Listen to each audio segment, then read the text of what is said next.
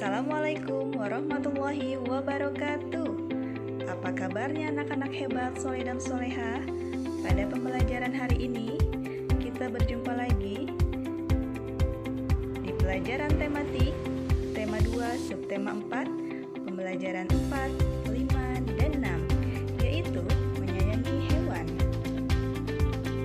Nah, pada hari ini, kita akan mengenal jenis-jenis hewan di sekitar. Apakah kalian mempunyai hewan peliharaan? Ya, banyak orang memelihara hewan. Ada hewan yang jinak, contohnya ikan, kucing, kelinci, marmut, hamster, dan masih banyak lagi. Tetapi ada juga yang memelihara hewan buas, contohnya buaya, ular, dan masih banyak lagi. Memelihara hewan buas sangat berbahaya, apalagi jika hewan-hewan itu lepas dari sarangnya. Sebaiknya hewan peliharaan dipilih hewan yang jinak saja. Selain lucu, bisa juga dijadikan hiburan dan teman bermain. Ya, selain mengenal jenis-jenis hewan, kita juga akan mengenal berbagai profesi yang ada di sekitar. Contohnya saja nelayan. Nelayan adalah panggilan terhadap orang yang bekerja menangkap ikan setiap hari. Mereka biasanya tinggal di daerah pesisir pantai. Nah, nelayan menggunakan jaring untuk menangkap ikan di laut, lalu menjual hasil tangkapannya kepada pedagang ikan.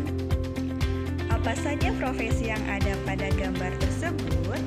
Kita lihat, tadi ada gambar seorang nelayan yang sedang menangkap ikan. Nah, di sini profesi nelayan pekerjaannya adalah menangkap ikan.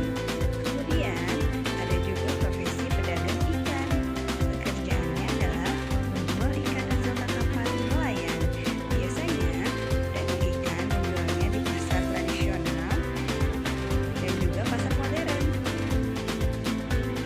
Hai anak-anak hebat, adakah profesi lainnya yang berkaitan dengan nelayan? Di sini ada profesi yang berkaitan lainnya dengan nelayan, yaitu yang pertama ada profesi sopir.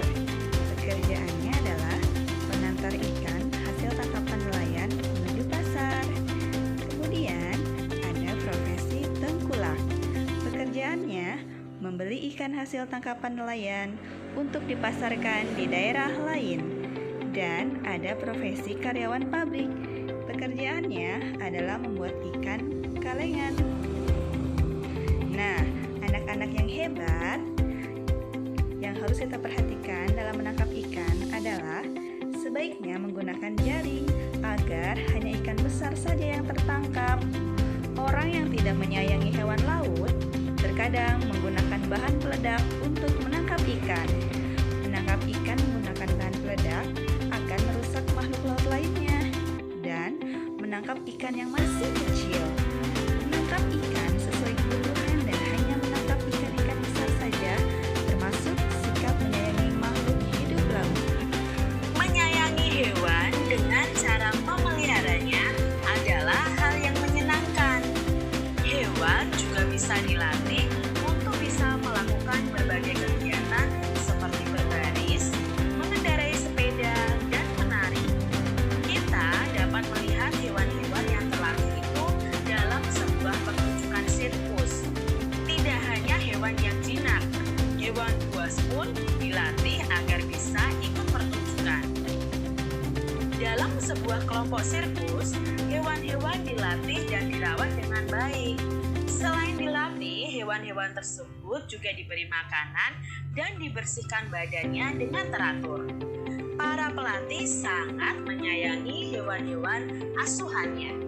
Adik-adik, pernahkah kalian pergi menonton sirkus? Atau kalian pernah melihat sirkus di televisi atau di video? Ya, di situ ya banyak sekali hewan yang bisa melakukan hal-hal yang unik ya, seperti berbaris, lalu mengendarai sepeda, menari, dan lain sebagainya. Nah, dalam sirkus ini, para pengasuh hewan itu selalu hewan asuhannya dengan baik.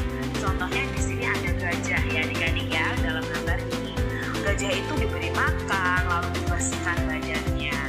Lalu para pengasuhnya ini juga melatih hewan-hewan yang diasuhnya untuk melakukan sesuatu sesuai dengan perintah pengasuhnya.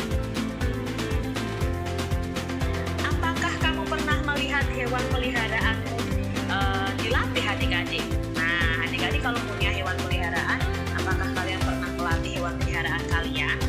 Nah, ini adalah contoh melatih hewan-hewan ya adik-adik ya. Ini yang ada dalam pertunjukan sirkus. Ada harimau yang melompati besi yang berbentuk lingkaran yang penuh dengan api ya. Lalu ada gambar beruang yang naik sepeda adik-adik ya. Di sini juga ada harimau yang akan naik ke bangku ini adik-adik. Nah, ini termasuk hewan buas, bukan hewan peliharaan. Jadi kita tidak bisa memelihara harimau atau memelihara beruang adik-adik karena ini termasuk hewan buas dan berbahaya.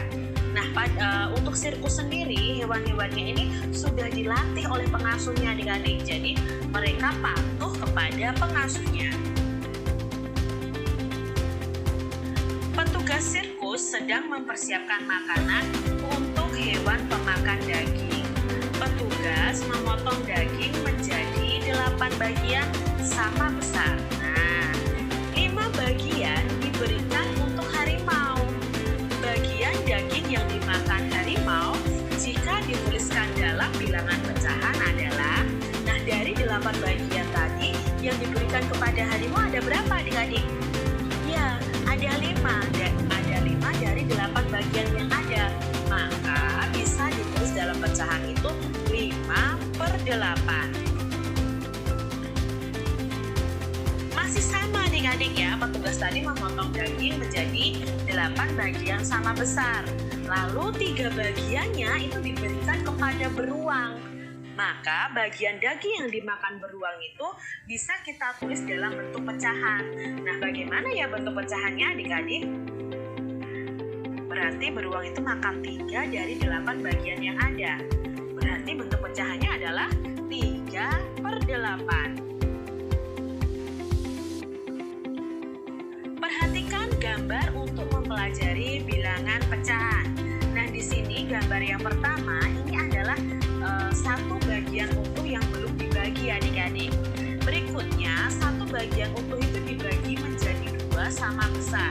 Nah, satu bagian dari 2 bagian yang sama besar itu nilainya adalah 1/2 ya.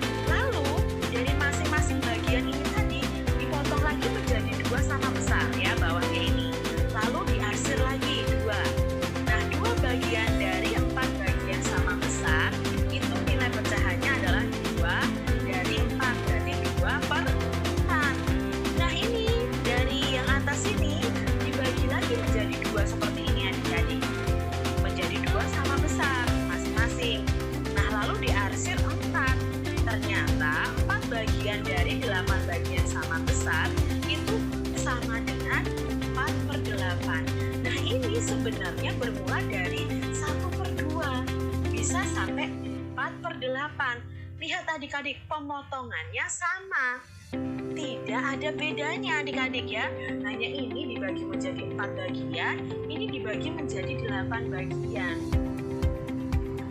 Pecahan 1/2, 2/4 dan 4/8 memang memiliki perbedaan pembilang dan penyebutnya. Akan tetapi 1/2 itu senilai dengan 2/4. 1/2 juga senilai dengan 4/8. Maka 1/2, 2/4 dan 4/8 adalah pecahan senilai. Jadi yang nilainya sama walaupun pembilang dan penyebutnya berbeda. Kok bisa begitu sih Kak? Ulangin lagi. Nah, kita lihat dari gambar ini saja. Ya, ini tadi dibagi menjadi 2 bagian. Lalu setengah bagian ini dibagi menjadi 2 bagian lagi. Maka ini besarnya itu sama adik-adik. Nilainya sama.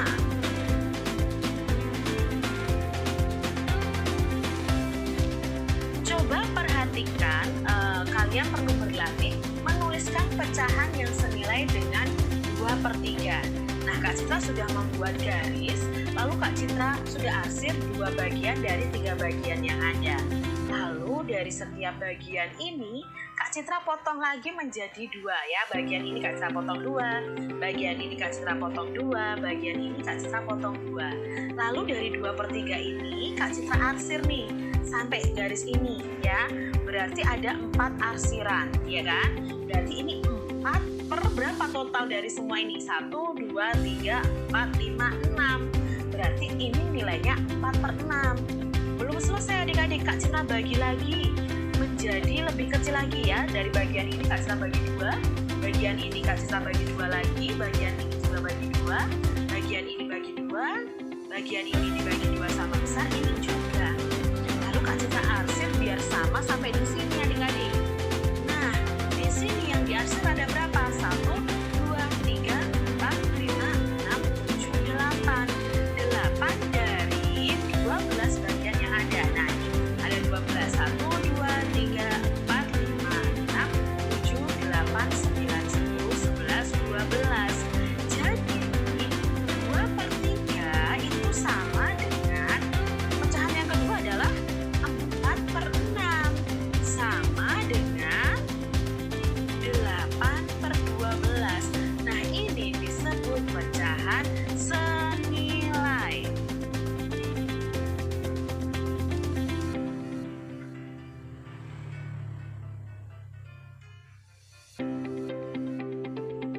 Seorang petugas sirkus mempersiapkan makanan untuk hewan-hewan peliharaannya.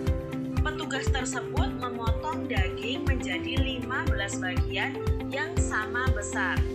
7 bagiannya diberikan untuk beruang dan 6 bagian diberikan untuk harimau. Sisanya mereka berikan untuk singa. Nah, sekarang tuliskan bilangan pecahan untuk bagian daging yang dimakan hewan-hewan tersebut. Bagian daging yang dimakan harimau itu ada berapa bagian adik-adik? Nah, kita akan cari tahu nih. Untuk harimau itu diberi 6 bagian dari 15 bagian yang ada. Maka bisa ditulis pecahannya adalah 6/15. Jadi jatahnya harimau itu 6 dari 15 bagian yang ada. Yang kedua, bagian daging yang dimakan oleh beruang. Nah, beruang mendapatkan 7 bagian.